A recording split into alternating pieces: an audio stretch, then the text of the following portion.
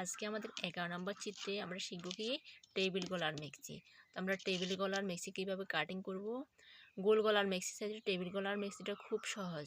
তো আমি এই টেবিল গলার মেক্সি কাটিং করার জন্য প্রথমে এই যে মেক্সির লম্বা নেব কত 53 ইঞ্চি লম্বা, আর এই 53 ইঞ্চি লম্বা থেকে আমরা কি 6 ইঞ্চি কাপড় বাদ দিয়ে দিব। এই পিঠে থেকে উপরে 6 ইঞ্চি কাপড় বাদ দিয়ে অবশিষ্ট আমাদের 47 ইঞ্চি থাকে। ঠিক আছে, এই আমরা 47 ইঞ্চি লম্বা এই কাপড়টা 2 বা 4 পার্টে কেটে নেব। অবশ্যই আমরা এখানে গেরের জন্য 2 ইঞ্চি রাখবো। ঠিক আছে, আর কাপড়ের যতটুকু সমান সমান আছে ততটুকুই আমরা নেব। যেহেতু এখন বর্তমান বাজারে কাপড়ের কি ছড়া কম, এই জন্য আমরা কাপড়ের ছড়া যতটুকু আছে ততটুকু নেব, আমরা কাটাছেঁড়া করব না। এবার আসি আমরা এই যে পিঠে দেখতে পাচ্ছ, আমরা এখানে কুচি বসাবো এই পিঠেটাতে।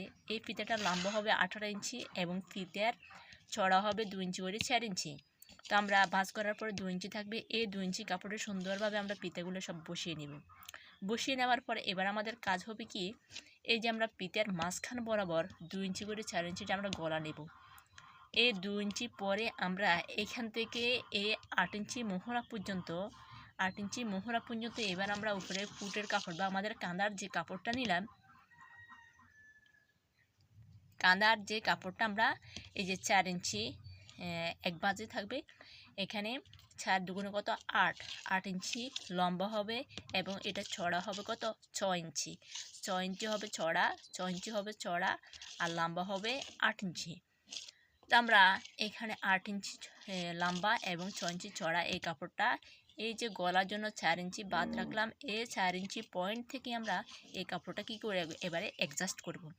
অ্যাডজাস্ট করে আমরা এখানে এই কাপড়টাতে কোনো জোড়া হবে না। ঠিক আছে, এই কাপড়টা এখানে এই ভাঁজ লাইনটা গলার দিকে থাকবে, এখানে কোনো সেলাই থাকবে না, কোনো কিচ্ছু থাকবে না, একবার ফ্রেশ এবং সমান থাকবে এই কাপড়টা।